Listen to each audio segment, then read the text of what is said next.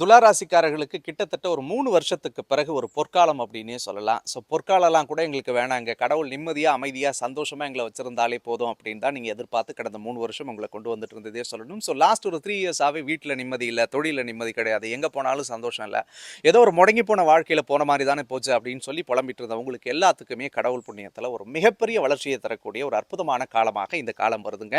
4ல இருந்த சனி 5வது இடத்துக்கு போறதுனால தாய், மன, வீடு, வாகனம், தொழில் இந்த 5 விஷயங்கள்ல இருந்து வந்த பிரச்சனைகள் எல்லாமே விலகப் போகுது. ஒரு திடீர் யோகம், திடீர் அதிர்ஷ்டம், திடீர் பணவரவு, எதிர்பார்த்திராத திடீர் மாற்றத்தை கடவுள் உங்க வாழ்க்கையில டிசம்பர் 20ஆம் தேதிக்கு பிறகு கண்டிப்பாக ஏற்படுத்தியே தீருவார்.